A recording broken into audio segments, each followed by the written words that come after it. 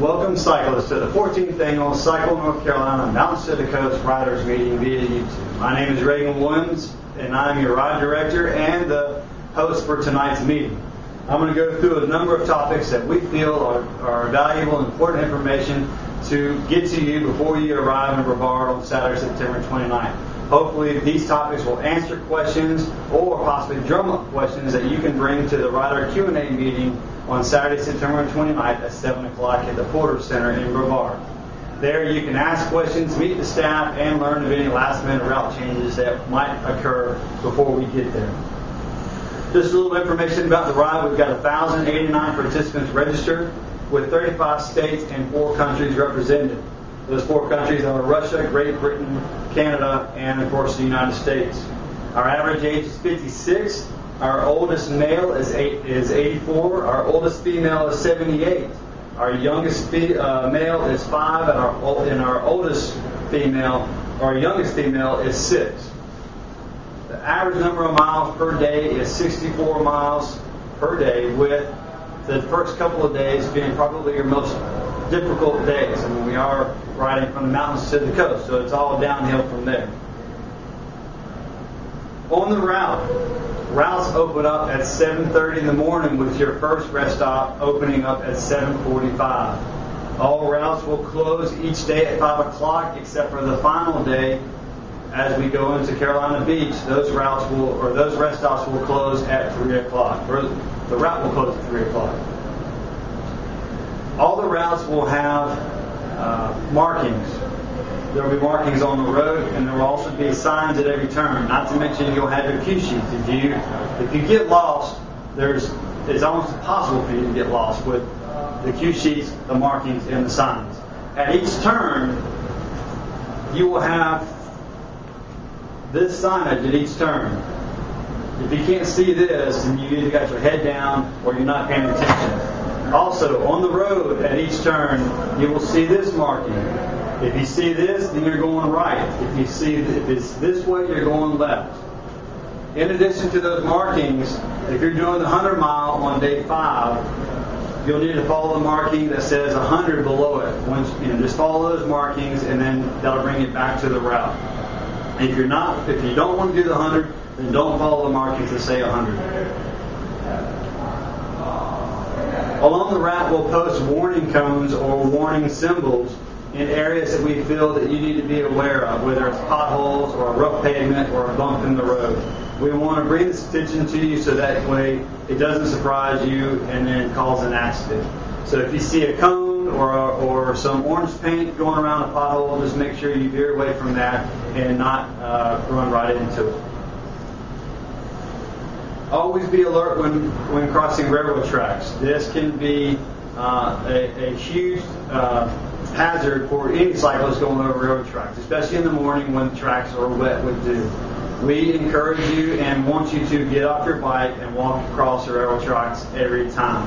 Whether you're a seasoned cyclist or not, we've seen it happen many times where somebody will say, "Oh, I can make it across," and then get on the railroad tracks and then down it goes. So we want you to get off your bike. It'll take less than a minute to get off your bike, walk across, and get back on your bike and get on your way.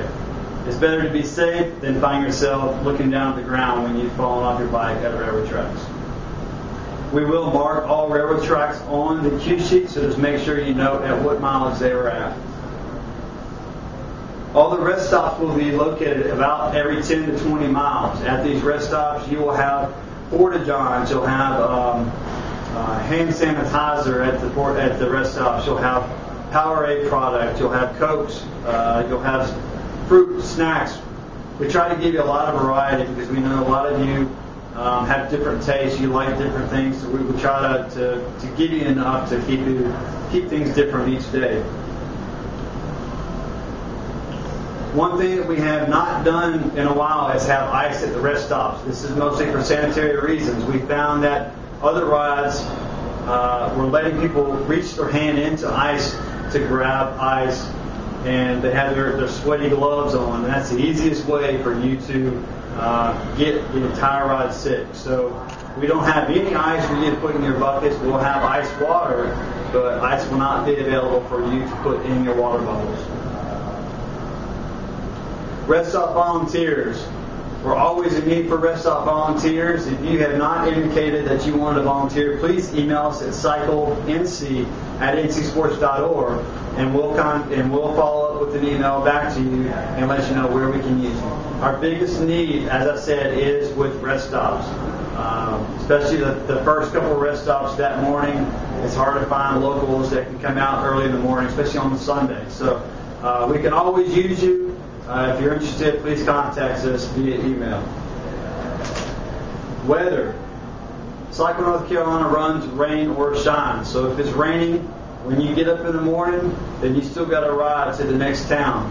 Our SAGs are not going to take you from town to town just because it's raining. Unless it is a complete, absolute hurricane, you're going to ride from town to town. We've got to get you to the end of the ride to get you to your vehicles, to the buses. So, like I said, if it's raining, our SAGs are not going to take you from town to town. If we're medical staff during the ride, we have volunteers that do volunteer as a medical personnel. Most of these people are out on the route when our medical emergencies happen. So our first protocol is to call 911 if there's a major emergency. All the SAG vehicles do have medical kits. Those medical kits are basic first aid kits. So it's minor scrapes, bruises, bumps. We can take care of that. Anything more major, our first response is call 911. They'll bring an ambulance or fire support or whatever. If you have to have transport, we will not take you in our SAG vans. It is a liability to us if we have to take you when you're hurt to a hospital. If you have to be transported, then the ambulance is there to do that. If you turn that ambulance transport down, then we assume that you're able to ride from where you are to the next rest stop or to camp. SAG vehicles. When you're out on the route, our SAG vehicles will be patrolling up and down the route. There will be 15-passenger vans. They'll say SAG on the side. You can't miss them. They'll be driving with their hazards on, and if you see one of them, give them a thumbs up that you're okay, or give them a thumbs down, say, hey, I'm not doing too good, or to make yourself very visible, pat your head when the vehicles drop back, because they're always looking in the side view mirrors or the rear view mirrors. So if you're doing this, they can see that a lot better than the thumbs down.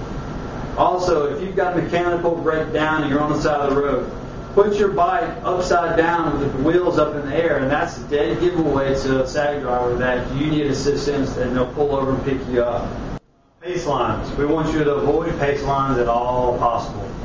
Our biggest injuries are bike-on-bike accidents, i.e. pace lines. When your wheel is that close, all it takes is one bump, and instead of one person going down, we've got 5 people down, and we've got a bunch of injuries. So avoid pace lines at all possible. We know you love them, but we want you to avoid them. We're not here to get from point A to point B as fast as we can. We're here to enjoy the state of North Carolina. We are a recreational bike tour, not a race. So just take your time, enjoy the scenery, and stop in the towns and try to avoid pace lines. We are mountains of the coast, so the first couple of days are going to be in the mountains. So make sure you read up on how to descend properly in the mountains. There's been cases where people ride their brakes too much, and then they blow a tire, and then they go down, and then there's a big crash. So make sure we've got an article on our website on tips on how to descend downhill properly, or you can stop by the Cycling Spoken Here bike shop in Brevard and ask them a couple of questions on their best practices for descending down the mountain. Evacuating the route. We'll only evacuate the route if there is an immediate danger from a pending storm. As we said earlier, the ride goes on rain or shine. But if there's a situation where there's tornado or high winds or even a hurricane, when we are in hurricane season, the tail end of it, there may be a situation where we will evacuate the route. If so, we'll let everybody know, but we'll tackle that when it needs to be done. Mechanical sport, I did mention that Cycling Spoken Here Bike Shop will be on the route and on the ride during the entire week. They'll be at each rest stop. Their goal is to get you back in working order so that way you can finish the day's ride. If you get to camp and you need more extensive work, they will spend the night working on it and have your bike ready to go the next day. They will have a merchandise shop as well. They will be open in the afternoons from 1 to 7 p.m. In the mornings, they'll also have bike pumps set outside so you can air your tires up in the morning. In addition to Cycling Spoken Here, we have Trek Demo that will have their fleet of Trek Madones for you to be able to check out during the week. All you need is your driver's license, and then you can take one of the top-of-the-line Madones out for a ride for that day. So make sure you stop by the Trek Demo trailer and check out the bike.